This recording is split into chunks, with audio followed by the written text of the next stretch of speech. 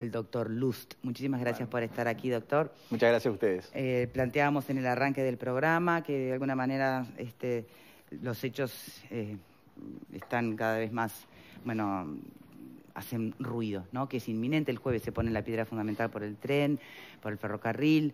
Las protestas no paran, adquieren distintas formas. Además, nosotros tratamos de ir por caminos sensatos, como es invitarlo a usted hoy al programa. Bueno, muchas para gracias. uno de los frentes, ¿no? Para uno de los frentes, porque recordemos que la planta UPM y su ferrocarril tienen varios frentes. Está el medioambiental, está el que tiene que ver con el trazado concreto, y luego está quienes, además de abrazar o no esas otras dos argumentaciones, insisten en la inconstitucionalidad del contrato y del proyecto, por ende, en sí mismo.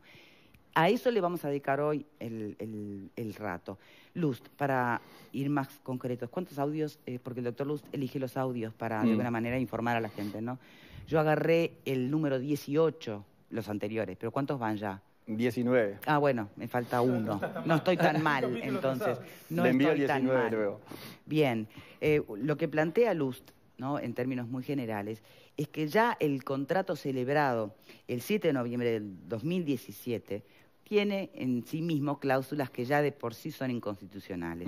Luego plantea que la cosa es mucho más grave, porque cuando se realizan las modificaciones, ¿no? Y eso ocurre en, ¿qué fecha exactamente? Abril del 18. Abril del 2018.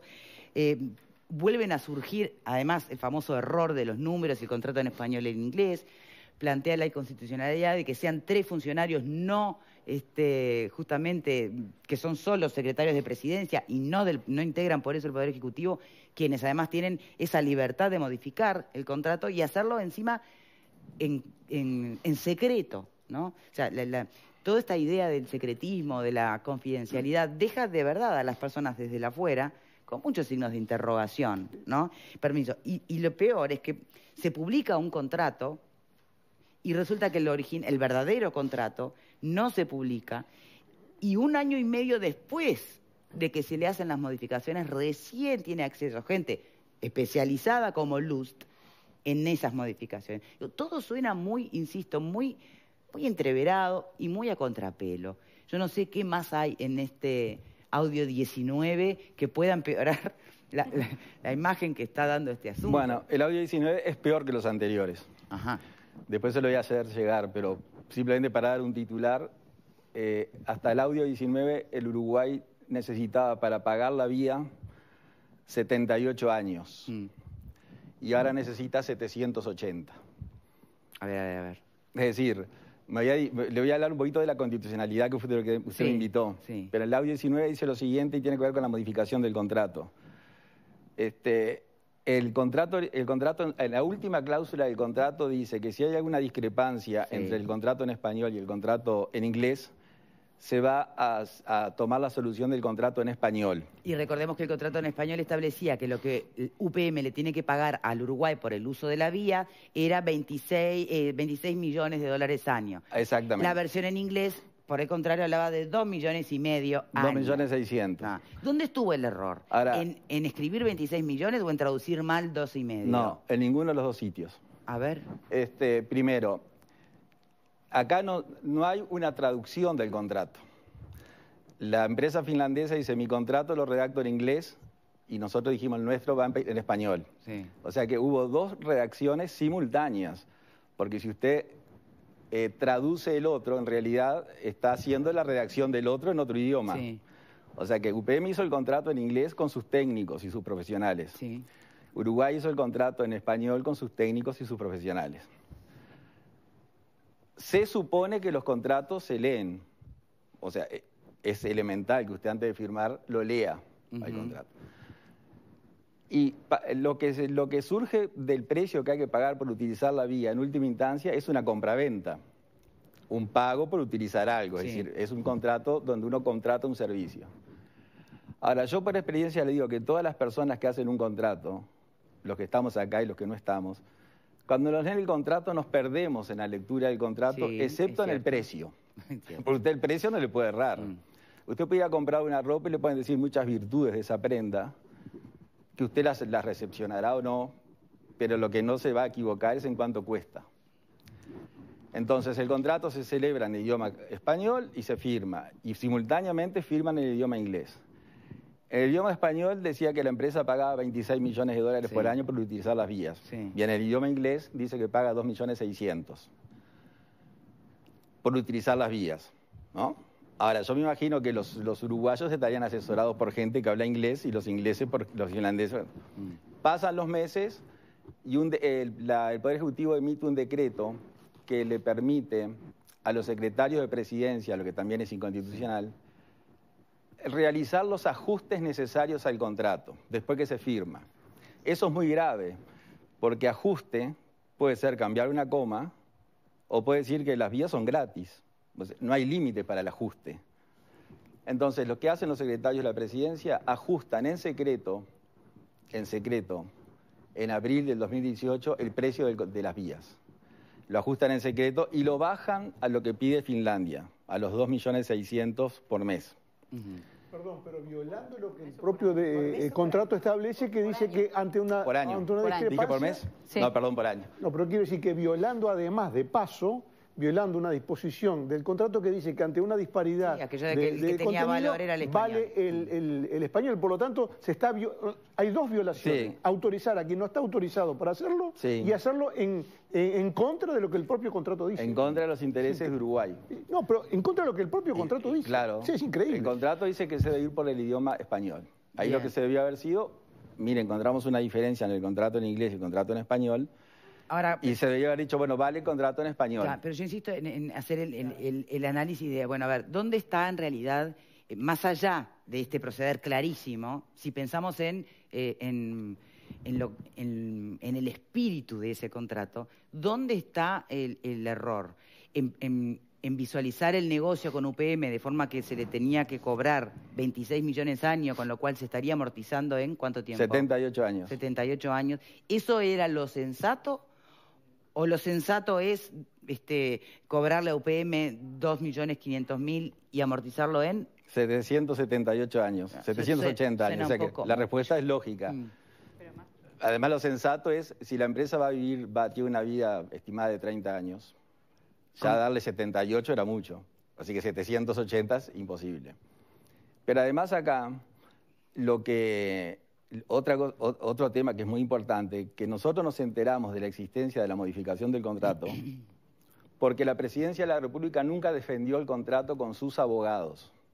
No hay ningún abogado de Presidencia, que son muy buenos, y muchos de ellos amigos míos, que haya salido a defender el contrato. La Presidencia contrata un estudio privado, es decir, contrata un abogado para que lo defienda, la Presidencia de la República. Y en el material que le da a ese abogado, a ese estudio, que es un estudio muy importante, para que haga la defensa, le da el cambio del contrato como un insumo para que ellos lo tengan para su defensa. Y cuando ellos hacen el informe de la defensa, nosotros nos enteramos por el informe del abogado de la Presidencia que esa modificación existe, si no, no nos enterábamos. Y a raíz de eso pedimos un acceso a la información y ahí conseguimos el contrato. Si no, no lo hubiéramos conseguido. Tuvimos que recurrir a un procedimiento. Ahora, esos cálculos sobre esos números, 26 o 2,5, ¿en realidad remiten a hacer un cálculo sobre amortización o sobre un canon establecido paralelo a lo que es la amortización que implicará o el tiempo que llevará la obra para el Uruguay? Bueno, eso es un canon que ellos pagan, no hablan de amortización. Yo simplemente hice la operación, que no es mi área, en cuánto se desquitaría lo que vale el tren, que cuesta 2.225 millones de dólares, según cifras oficiales. Sí. El tren sale 850 millones, pero Uruguay lo paga en 15 años, según el contrato, en cuotas de 148 millones. Si usted multiplica 15 por 148, le da 2.225 millones.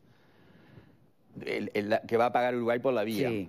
Porque lo paga en cuotas, tiene los recargos de las cuotas. Pero además hay otro tema que no se ha calculado. ¿Pero se le espera a ese canon ser el responsable de la amortización o es una cosa distinta? Bueno, no sé lo que pensaron cuando firmaron ese contrato, porque se da cuenta que si pensaron que el canon compensara, no lo compensa. No lo compensa ni por la cifra de los finlandeses ni por la cifra nuestra. Porque Finlandia no va a pagar 78 años, porque la empresa tiene una vida útil de 30. Es decir, que el contrato no se entiende. Además, la autorización que le dan a los secretarios para realizar ajustes es tan grave que usted se da cuenta que en el artículo 1 del decreto, que tiene 3, en el artículo 1 aprueba el contrato de noviembre del 17. Sí. Artículo 2 designa a los secretarios. Y artículo 3 le dice que lo pueden modificar.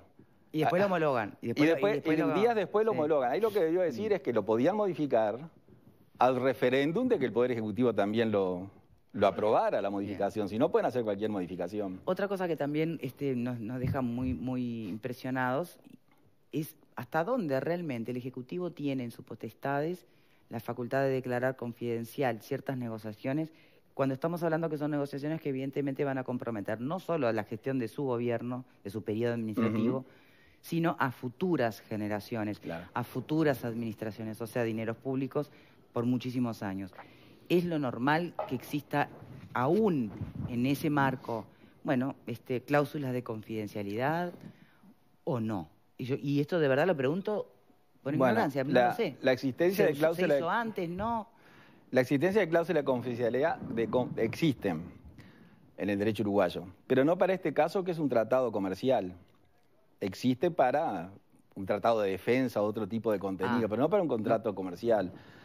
Además, este contrato, a mí me hizo acordar al profesor Casinelli Muñoz, que fue uno de los más grandes catedráticos que nosotros tuvimos, que hace unos años atrás se le pidió un informe sobre una ley, que no me voy a referir a ella, sobre las eventuales inconstitucionalidades de esa ley. Y Casinelli hizo un informe escrito, y cuando llegó a la inconstitucionalidad número 12, en el escrito dice que se siente agotado, y que lo llamen para seguir diciéndosela en formas verbal a las que no le transmite por escrito. Entonces, cuando uno analiza este contrato, pasa algo así, algo similar. Es decir, es un contrato inconstitucional en muchos aspectos. Primero, es inconstitucional porque, si bien el Poder Ejecutivo puede delegar puede delegar competencias, o sea, algo que tiene que hacer el Poder Ejecutivo lo puede delegar en otra persona, no lo puede delegar fuera del Poder Ejecutivo. Tiene que delegarlo dentro del Poder Ejecutivo. Y los secretarios del presidente no forman parte del Poder Ejecutivo. Son funcionarios de la Presidencia de la República, que es otro órgano distinto. Si bien pueden acompañar al presidente al Poder Ejecutivo como secretarios, acompañarlo, pero no lo integran. Es decir, que ahí hay una primera inconstitucionalidad. Y la segunda inconstitucionalidad, si usted me permite 2 minutos, le voy a leer la Constitución, porque la lectura es lapidaria. Cuando uno puede opinar, pero cuando uno lee, que es lo mejor, leer la Constitución, cosa que siempre recomiendo y cosa que pocas veces se hace. Mire lo que dice el artículo 168 de la Constitución. El presidente de la República, actuando con el ministro o consejos de ministros, que es este caso, puede conceder privilegios industriales conforme a las leyes.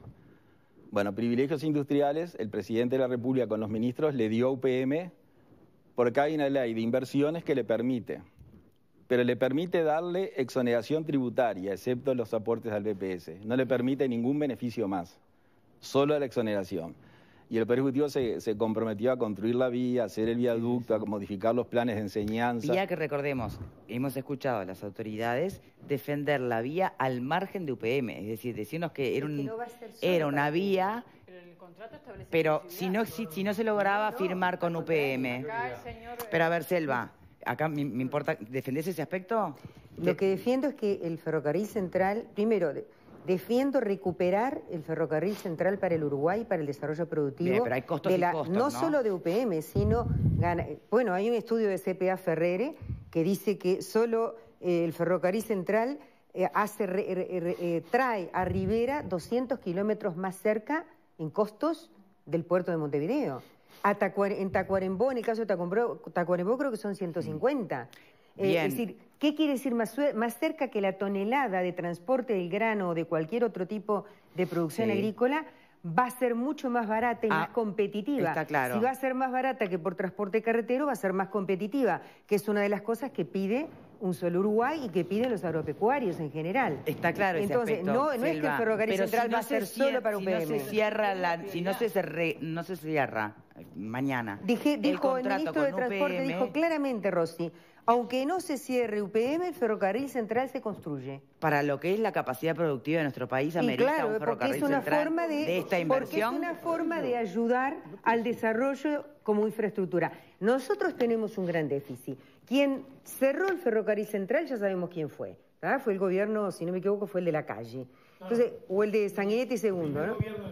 El primero, ahí está. Entonces, ese cierre que amputó un medio de transporte que además se usa en todo el mundo, porque, a ver, no inventamos la pólvora, ¿no? Pero esto no es para transporte público. No, de transporte no de carga. Es un medio que se utiliza en todo el mundo precisamente por eso, porque es más barato el transporte que por medios carreteros, que además de ser más caro, incluye, bueno, todo el deterioro de las vías.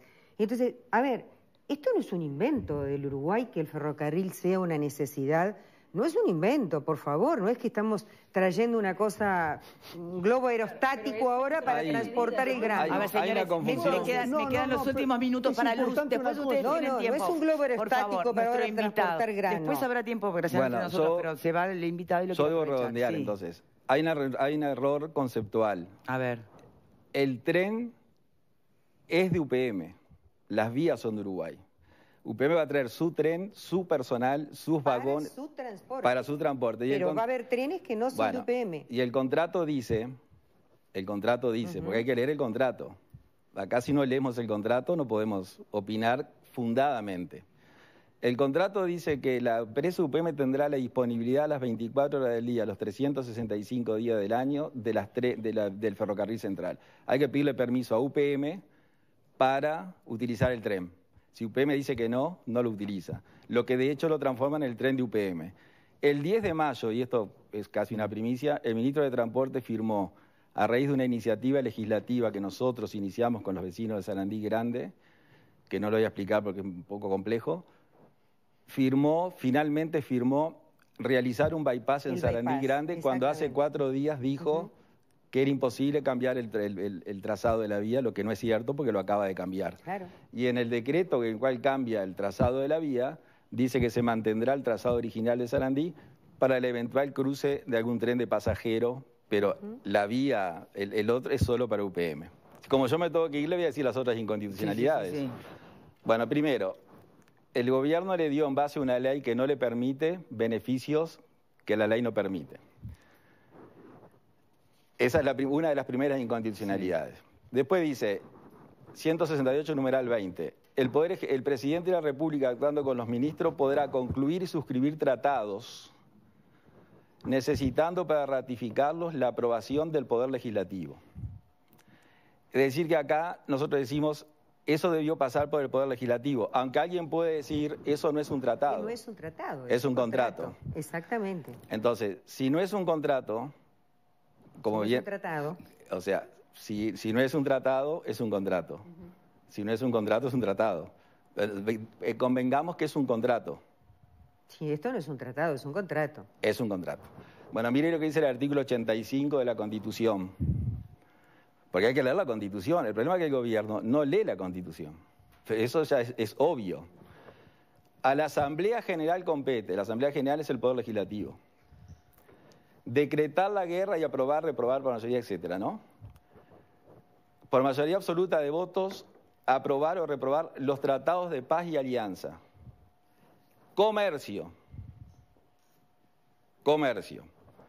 Y convenciones y contratos de cualquier naturaleza. El texto es escolar. Pero todos los contratos pasan por la Asamblea Legislativa. Me falta terminar la última parte. Que celebre el Poder Ejecutivo con potencias extranjeras.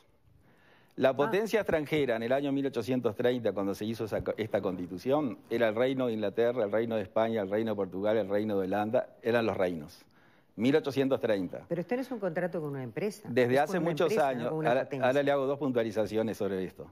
Desde hace muchos años, potencia extranjera se considera Google, Coca-Cola, el Banco Mundial. Marcas. Es una potencia extranjera, ¿no? Y además el problema con UPM, que póngale si nosotros nos discuten si es una potencia extranjera o no, que lo es, o sea que el artículo 85 es meridianamente claro, a la Asamblea General compete, o sea, al Poder Legislativo compete aprobar contratos de cualquier naturaleza. Si alguien discute que UPM no es una potencia extranjera cuando tiene un patrimonio mayor que el PBI del Uruguay, nosotros le pedimos a UPM que nos dijera cómo se integraba su paquete societario. Porque tenemos información que como socios de UPM está el gobierno de Finlandia. Y si está el gobierno de Finlandia, este artículo hay que aplicarlo. Porque sería una potencia extranjera en el sentido que era un Estado extranjero.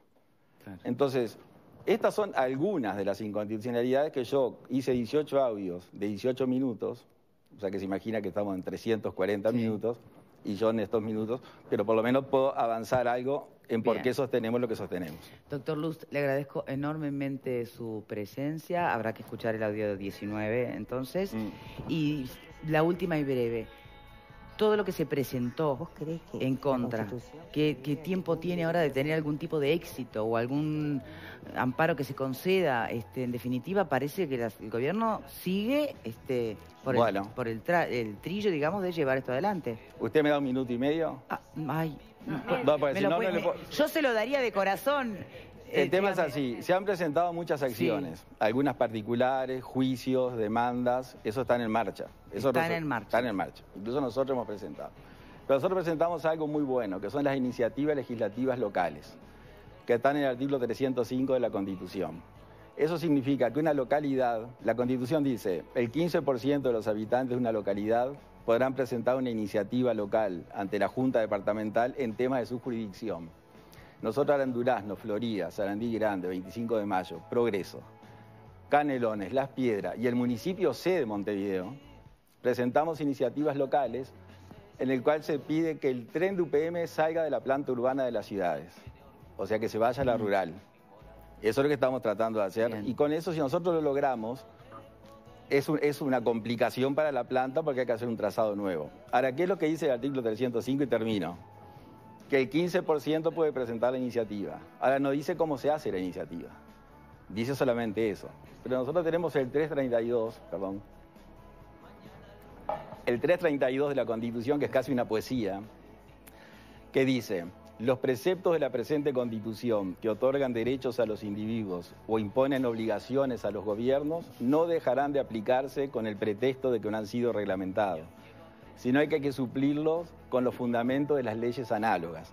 O sea, hay que buscar una ley que resuelva el problema que la Constitución no resolvió. Y nosotros tenemos la ley, la 9.515 del año 35, que dice que en el caso de que haya un referéndum, una iniciativa legislativa departamental, no local, y acá sí termino, lo que debe hacer la Junta es tratarla en 40 días. Y si en 40 días la rechaza, se hace un referéndum local. Bien. O sea, esa es la norma análoga. O sea que si la Junta rechaza la iniciativa, habrá que hacer un referéndum. Hay más de un camino entonces. Sí. Doctor Lust, muchas gracias por venir. Pausa y ya venimos. Sí.